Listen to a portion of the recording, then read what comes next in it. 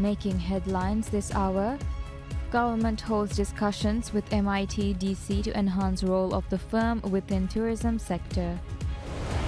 Contracts awarded for the development of hospitals, healthcare centers in islands as well as a Damanaveshi building in Kurudu-Fushi. Government successfully completes water and sewage project in Felidu, Vavu Atoll.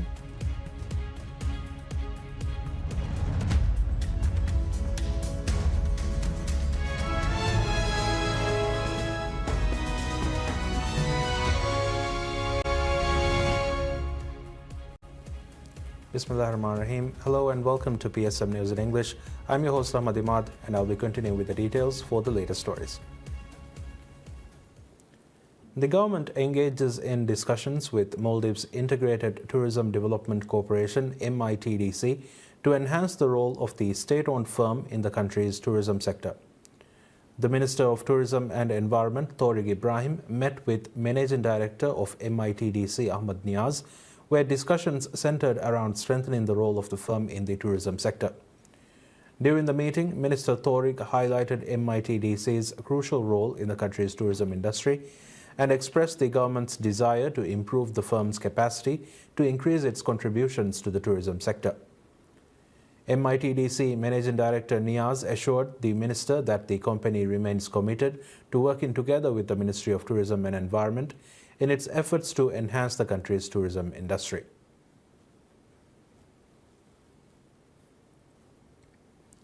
The government embarks on an ambitious initiative to enhance healthcare infrastructure across the nation, with contracts awarded for the development of hospitals on 4 islands, healthcare centers on 4 islands, and the Damanaveshi building in Kurudu-Fushi Hadal Atoll. The Damanaveshi, a department within the Ministry of Health, provides essential health services including vaccination appointments and growth monitoring. The Road Development Corporation RDC has been commissioned to develop the Damanaveshi Dalu Atoll as well as a healthcare center in Gafaru Kafu Atoll. The agreement was formalized between State Minister of Health Ismail Sharif and RDC Chief Brigadier General Ali Zuhair. The financial allocations for these projects are as follows: $1.49 million for the Damanaveshi building in Kurudu-Fushi, $1.73 million for the healthcare center in Gafaru, $6.80 million for the hospital in Hanimadu, and $6.81 million for the hospital in Mamagili. Similarly, the Maldives Transport and Contracting Company MTCC has been assigned the development of hospital facilities in Vilufushi, Ta Atoll, and Felidu, Vavu Atoll, along with healthcare centers in Maungudu, Shaviani Atoll, and Voddu, Nunu Atoll. State Minister of Health Ismail Abdullah and MTCC CEO and former Deputy Commissioner of Police Ahmad Saudi signed the agreement. The project costs are $1.74 million for the healthcare center in Voddu, $1.76 million for the healthcare center in Maungundu, $6.83 million for the hospital in Felidu, and $6.82 million for the hospital in Vilufushi. In addition, Fenaka Corporation, a utilities provider, is responsible for developing the healthcare center in Makunudu, Hadalu Atoll. The agreement was signed by State Minister of Health Ahmad Qasim and Fenaka Chief Muhammad Najah. The cost for the Makunudu project is $6.72 million. During the contract signing ceremony, Minister of Health Abdullah Nazim Ibrahim underscored the significance of these projects for the respective islands and regions, noting that they will substantially enhance healthcare services. He underscored that these initiatives are part of President Dr. Muhammad Muizzu's commitment to improving healthcare infrastructure nationwide. Highlighting the primary challenge in upgrading healthcare services, Minister Ibrahim pointed to the lack of adequate space and infrastructure. He said that the newly signed projects aim to address these issues. The government successfully completes the water and sewage project in Felidu, Vavu Atoll. According to the Ministry of Construction, Housing and Infrastructure, the project included the installation of 2 35-ton reverse osmosis RO plants, 2 265-ton drinking water storage tanks, and a 500-ton rainwater storage tank. Additionally, 2 pumping stations, a 4.2-kilometer water supply network, and a 3.7-kilometer sewerage network were also established as part of the project. In addition, 30-kilowatt solar panels were also installed. The Construction Ministry said the installation of the water and sewerage systems in Felidu has now been handed over to the operator. Services are currently being provided under the defects liability period. The project, which commenced in 2023, was financed by Export-Import Bank of India, Exim Bank. The contractor for the work was India-based Kalpataru Projects International Limited. Last month, the establishment of water and sewerage systems in Farismathoda Gaftal Atoll and Istu and Gang in Lam Atoll were also completed. Minister of Agriculture and Animal Welfare Dr. Mariam Maria states that the Maldives Correctional Services plays a pivotal role in the country's criminal justice system, and it is essential for the organization to maintain the trust and confidence of the people. She made the remark while speaking at the graduation ceremony of the 30th Basic Training course of the Institute for Correctional Studies. In her address, the minister acknowledged the work of correctional services as mentally demanding, but noted that it is imperative for officers to approach the role with honesty and sincerity. While patience and loyalty must be maintained even in the most difficult environments, she noted that the training received during the course is the basis of this. She said the lessons learned in the trainings must be remembered and the trainings received must be trusted. A total of 33 students graduated from the 30th Basic Training course of Institute for Correctional Studies. The program is conducted to provide prison officers with the necessary knowledge and skills for their role and is focused on ensuring that the officers are disciplined, character-driven and knowledgeable individuals while also strengthening the prison system. Designed over 8 modules, the training program includes physical training, leadership classes, ethics, law and regulations, as well as modules related to the duties of prison officers. The Judicial Service Commission JSC reopens the application process for the vacant position of Justice of the Supreme Court following an earlier round that did not attract enough candidates. This vacancy arose after Justice Husnu Sood resigned amidst an investigation by an investigative body over allegations of corruption. Consequently, the JSC initiated the application process for his replacement on 10th March. Despite the initial application period closing at 11 a.m. on March 13th, the JSC revealed that only one nomination was received, Mariam Nihayat, a former civil court judge and Deputy Prosecutor General.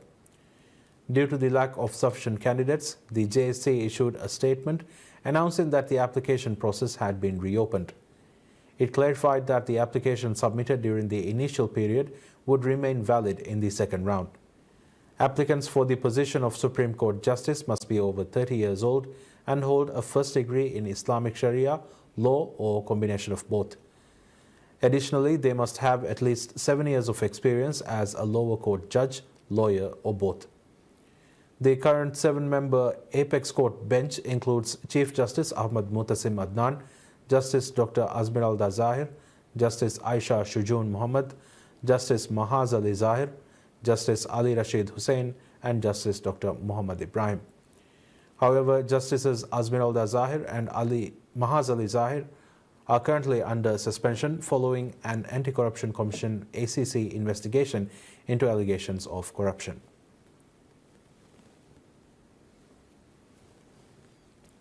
The Judicial Service Commission JSC states that when a judge's disciplinary issue is submitted to the Commission, it is the judge that will be answerable to the Inquiry Commission overseeing the case rather than their lawyer.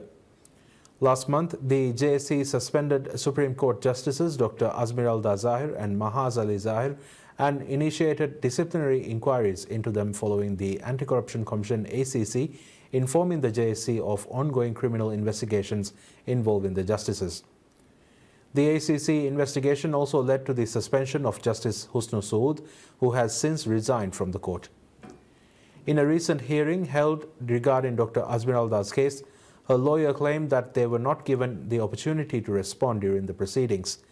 In response, the JSC issued a statement noting that Dr. Azmiralda's lawyer was not given the opportunity to speak at the hearing as the law does not provide for this right. According to Article 25 of the Judicial Service Commission Act, in the event the JSC is investigating a case, the judge who is the recipient of the complaint will be provided the details of the complaint and the hearings scheduled. During the hearing, the judge must answer any inquiries by the investigating committee, but may consult their lawyer for assistance. The JSC said while Article 25 of the JSC Act clearly describes the responsibilities and roles of the lawyer, the role of the lawyer is limited to providing legal advice to the judge if required and does not include directly answering to the committee on behalf of the judge. The Commission noted that Dr. Azmiralda was given repeated opportunities to respond and to consult with her lawyer separately during the hearing.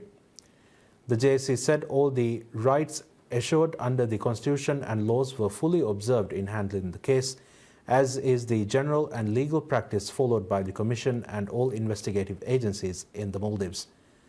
The Judicial Service Commission is the legally appointed body responsible for investigating disciplinary matters related to judges.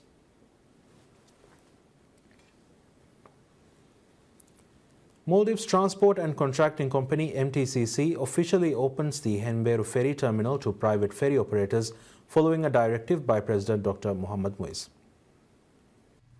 The harbours of Malé City are the busiest in the country, with hundreds of vessels docking and departing daily. While space constraints are the biggest challenge faced in loading and unloading goods and boarding and disembarking from vessels, the issue has been a concern for ferry and launch operators. In response to these concerns, President Dr. Muizu has requested MTCC to open the Henberu and Hurumale ferry terminals to private ferry operators. Following an announcement by MTCC, 7 private speedboat operators had shown interest in utilizing the ferry terminals. According to MTCC, the interested speedboat operators plan to cover routes to Fenfushi, Mamigili, and Diddu in Alifdalo Atoll, Mafushi, Guredu, Guli, Gafaru, and Kashidu in Kafu Atoll, and Tuladu, Hitadu, Goidu, Fehendu, and Fuladu in Ba Atoll. During a ceremony to open the terminal to public operators, MTCC CEO and former Deputy Commissioner of Police, Ahmad Saudi, said the utilization of the Henberu ferry terminal by private operators will make service provision much easier for both the operators and passengers. However, Saudi did reveal that there has not been much interest in private operators in the Hurumale ferry terminal thus far. He urged the private operators to pay attention to safety issues due to the busy nature of Henberu terminal. MTCC estimates that the terminal will be able to cater to 15 speedboat ferries per day carrying about 2,000 passengers. The Henberu terminal can accommodate 5 speedboats at a time, while the Hurumale terminal can cater to 3. In addition, each vessel will have 30 minutes between the estimated point of departure and arrival at the jetty. A special waiting area will be arranged inside the terminal for passengers equipped with washroom facilities and drinking water for the convenience of passengers. MTCC said it would improve the quality of service based on feedback and consultation from passengers and the public.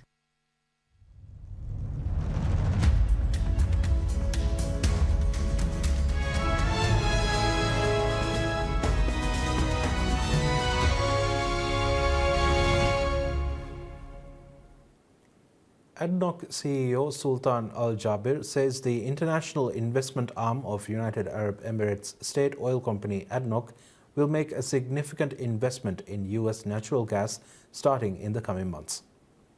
When I was given the mandate, The UAE is a member of the OPEC Plus producer group and one of the world's top oil producers.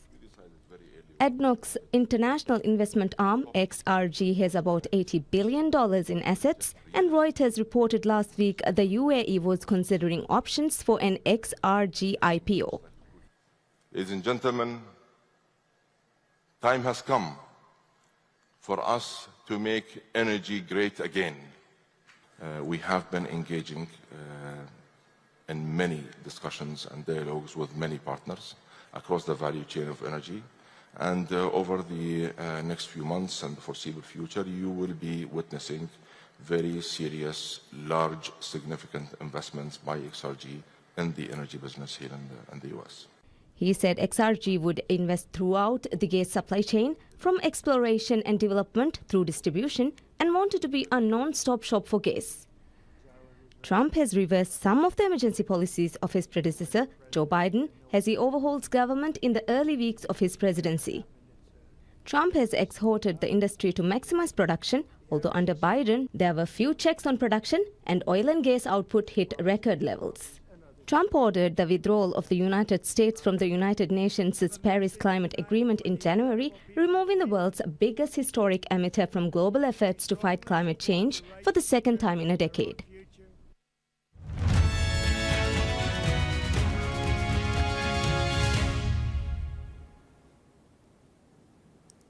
US President Donald Trump vows to respond to the European Union's threat to impose counter tariffs on $28 billion worth of US goods from next month after Trump implemented blanket tariffs on steel and aluminum imports. At the start of a meeting with the Irish Prime Minister in the Oval Office, Trump said Ireland, a member of the European Union, was among countries taking advantage of the United States. Trump said Ireland had used its tax policies to lure away pharmaceutical and other companies from the United States, but U.S. reciprocal tariffs would help rebuild U.S. manufacturing. We do have a massive deficit with Ireland, because Ireland was very smart. They took our pharmaceutical companies away from presidents that didn't know what they were doing. And, it's too bad that happened. It's a tremendous job. Look, the Irish are smart. You're smart people. And you took our pharmaceutical companies and other companies, but, through taxation and proper taxation. Trump's increased tariffs on all U.S. steel and aluminum imports took effect on Wednesday, ratcheting up a global trade war and drawing swift retaliation from Canada and Europe. Trump's actions to bulk up protections for American steel and aluminum producers restores effective tariffs of 25% on all imports of the metals and extends the duties to hundreds of downstream products. The European Commission said it would impose counter tariffs on up to 26 billion euros or US $28 billion worth of US goods next month. Pakistani security forces stormed a train that had been hijacked by separatist militants, killing all 33 attackers and ending a day-long standoff involving hundreds of hostages. Separatist Baloch militants blew up the railway track and hurled rockets at the Jafar Express when it was on its way to Peshawar in Khyber Pakhtunkhwa province from Balochistan's capital of Quetta, carrying 440 people. The military said 21 hostages and 4 security troops were killed over the course of the standoff. Rescued passengers from a hijacked train arrived at Quetta railway station, where paramedics provided first aid to the injured. The driver of the hijacked Jafar Express train recounted the harrowing 27-hour ordeal, saying the train was derailed by a bomb blast and then came under militant fire. Amjad, the driver, said he and others took cover on the engine floor and were later freed in a successful military operation after the terrorists mistakenly believed them to be dead.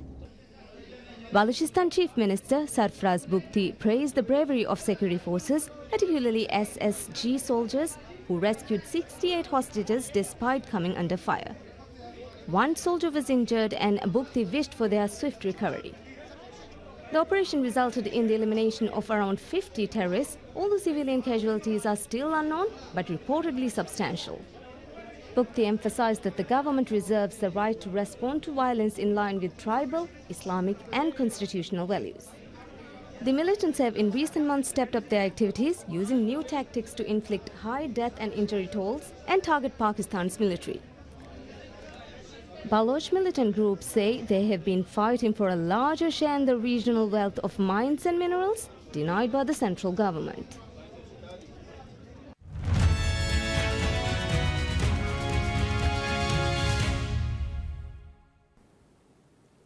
Carlos Alcaraz moves closer to a rare Indian Wells three-peat as he breezed past an exhausted Grigor Dimitrov 6-1, 6-1 to reach the quarterfinals. Alcaraz, who is bidding to become the 3rd man to win the event 3 times in a row after Roger Federer and Novak Djokovic, handled the blustery conditions far better than the Bulgarian 14th seed. Dimitrov was showing signs of fatigue from his 3-hour third-round match earlier in the week and could do little to stop the Spanish world number 3, who next faces Argentine Francisco Cerundolo. Alcaraz did not face a break point in the first set as Dimitrov scraped together a handful of winners against more than a dozen unforced errors. 4 times Grand Slam champion Alcaraz dropped only 4 of his first serve points in the second set and snuffed out the 3 break-point chances Dimitrov had in the 5th game to advance, closing it out with a precision plays forehand winner.